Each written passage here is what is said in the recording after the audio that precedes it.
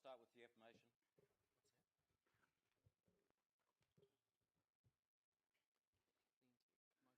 We seek wisdom, understanding, insights into the views and circumstances of others, strength to seek what we believe in, humility to accept the combined decisions of others, patience, good humour at all times, tolerance and courtesy while working in the best interests of our people. Councillors, good morning. And morning to the members of the staff, to the members of the public, to the media who are present. It's good to see you all. This is the meeting of the governing body of 18th of February 2016. It is our first meeting of the year. And certainly starting with the affirmation is an appropriate way to start. We know this will be a very, very big year in terms of the work that we have to do. We will be contemplating throughout this year the unitary plan, the Auckland Transport Alignment Plan. We'll be contemplating work from the ports. We have a budget to conclude, and then the small matter of an election that will see us into the third term of the Auckland Council. So a very, very significant year for our community, and against the backdrop of the city growing apace, the economy moving very, very sharply, and the expectations of our community rising on all fronts. So I want to first of all call for apologies for lateness. We've got Councillor George, Councillor Arthur, Councillor Sir John. Are there any others? I don't see a Michael here. Who? Mike Lee. Mike Lee, yes, very good. Is that for lateness? Yep. I'm presuming. Very good. Okay, I'll move those various apologies. Seconder, please.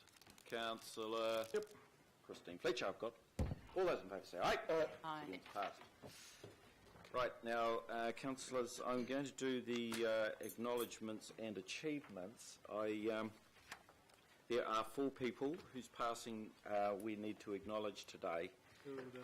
And in doing that, I will acknowledge them all together, and then I will ask you and our community and staff to stand.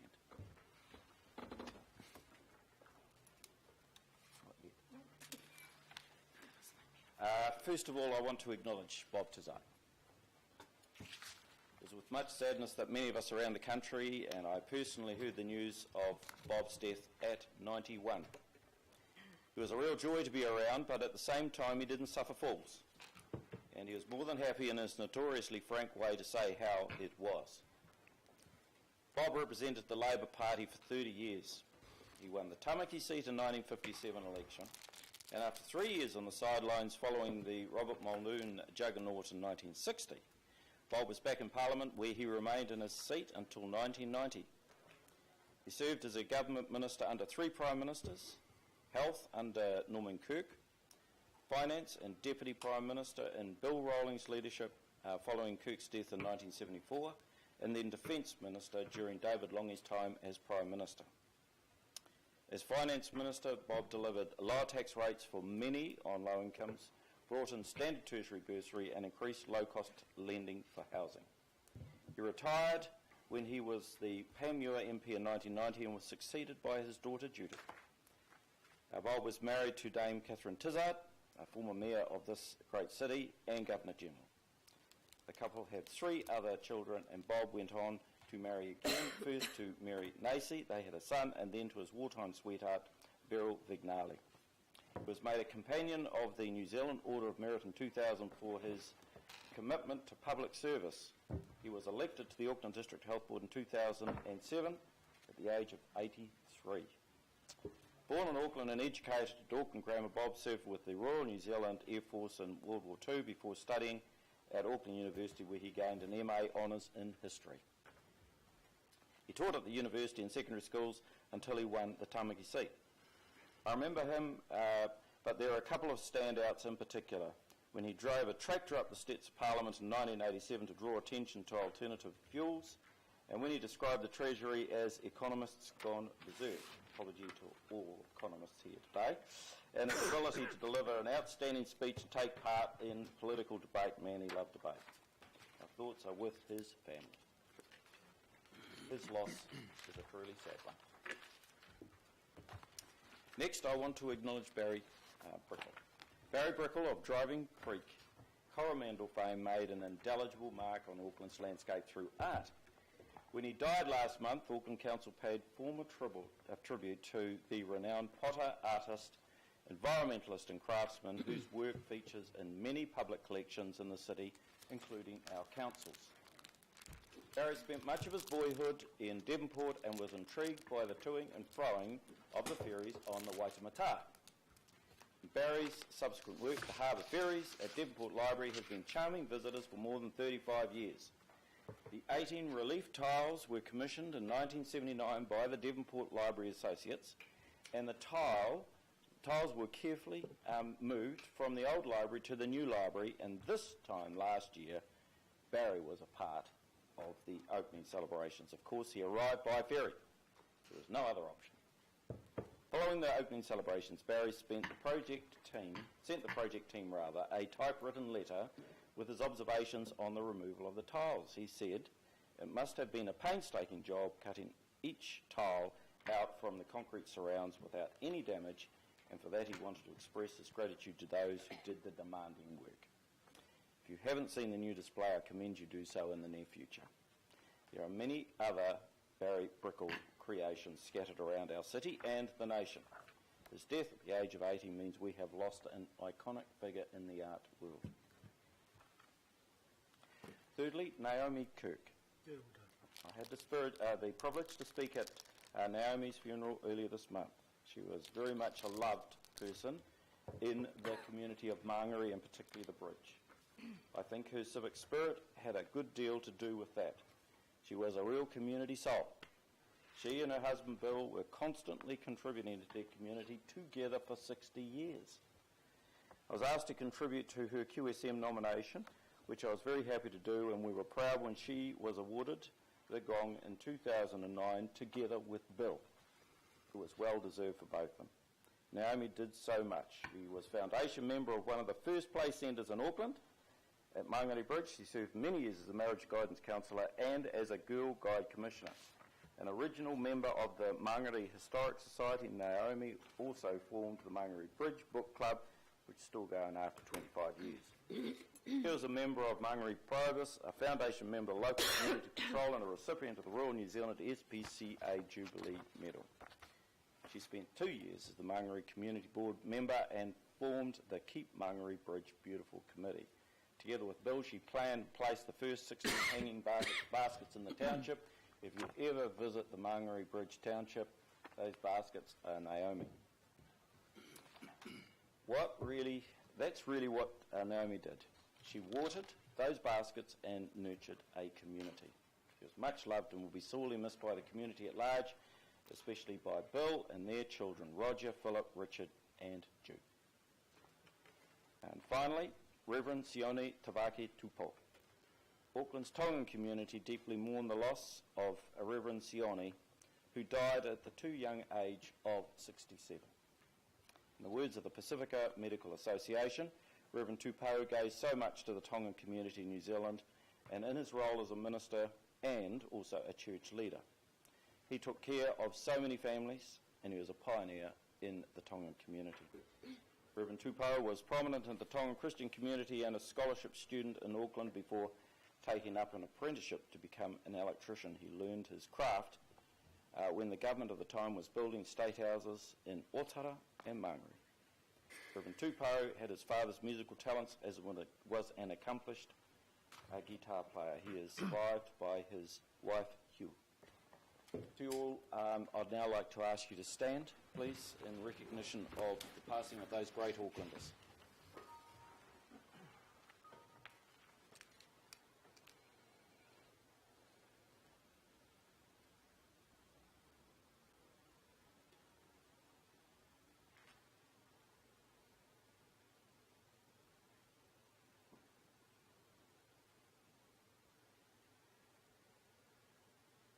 Thank you very much.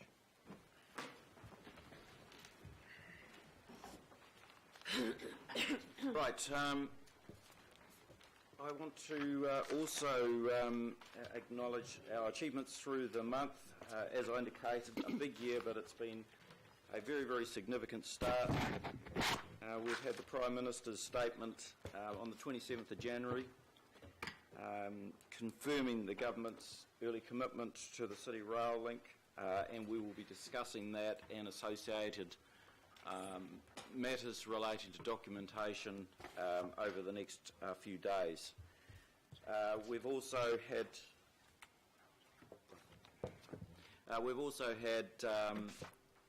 significant work with the government relating to transportation, Manukau bus station sod turning, and also a really enjoyable occasion at the Waterview Shared Path sod turning. So much work going on, and of course continued celebration with the Auckland Nines, which was awesome, and the Lantern Festival coming up this Friday, and I encourage you all and all of those of you present to ensure you attend that. I've been so keen this morning I jumped straight past item 3, declarations of interest. There are none. And item 4, we'd better move the confirmation of the minutes. I'll move that second, please. Councillor Cross. All those in favour say aye. Those against passed. Right, now moving into public input. I want to deal with the issue of public input, local board input, and also the matter of a proposal some of you have sought for the consideration of either extraordinary business or a notice of motion.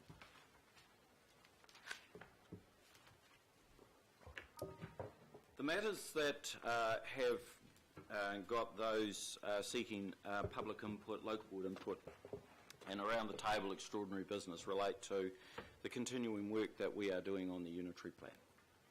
And in particular, they relate to decisions that have been made appropriately within our unitary plan committee.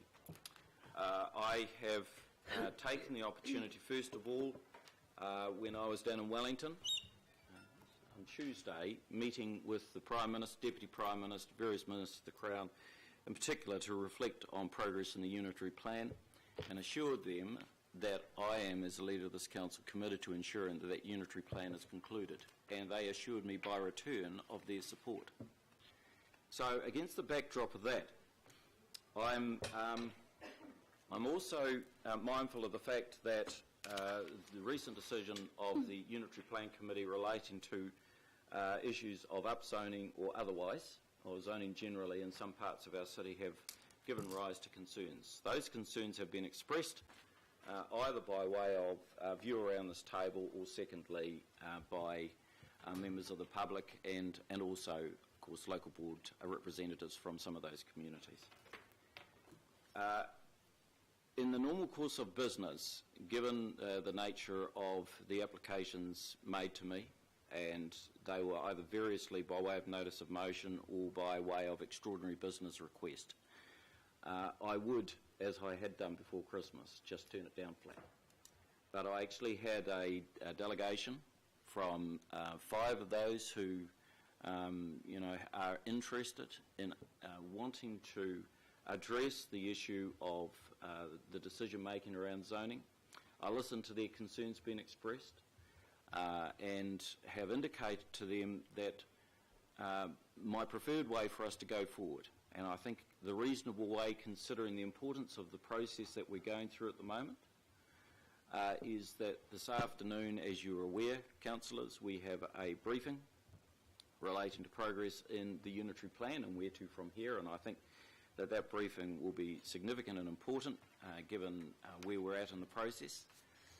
And then secondly, I have prefaced this opening meeting by acknowledging the government's announcement with relation to the City Rail link. We actually have quite urgent business to do there to ensure progress in that matter. And so it was my intention to, aside from all other matters, bring our requirements to you in terms of engagement with government by way of an urgent meeting or extraordinary meeting next week. What I propose to do post this meeting and briefing that we're having this afternoon is to, one, reflect on that and then allow for the possibility, as I've discussed with the 5 councillors who were with me last night, for any matters arising out of that briefing to be the subject of the extraordinary business next week on the basis that we agree it should be. Now, I've given my undertaking that we would consider that. I have to say, and it's important to reflect on this, I want to acknowledge Councillor Alf. He has got the very difficult job working beside the chair of the ADC, Councillor Penny Hulse, in piloting through on our behalves around this table the most significant planning change that this city has ever seen or will ever likely to see, coming off the back of the amalgamation. It's a hugely stressful task to keep you all well focused and keep this matter going forward. Despite the public's concerns. And so I want to acknowledge them in particular and recognise that we have standing orders that give them certain delegations. But having, in recognising them, I also recognise the need to reflect the community, their concerns expressed, and also an opportunity for us as a body to continue to recognise that sometimes we have to be a little bit flexible in this space and recognise the rights and the needs of those who sit around this table. And so in doing that, I have given my commitment to those that have raised their concerns that we would look at this matter next week in the extraordinary meeting, and we will. But what I've also said from my viewpoint, given the very legal nature of the unitary plan that we're going through, the very clearly agreed process that we all agreed to, the significant role that we're playing in partnership with the government on this matter, and their support and encouragement for us to ensure the conclusion of this matter, then I... So why were meetings held in secret, Mr Mayor? Sounds like you've already made up your mind and that genuine consultation isn't really part of this process. Lisa, you before anyone knows that this is not a time for your input.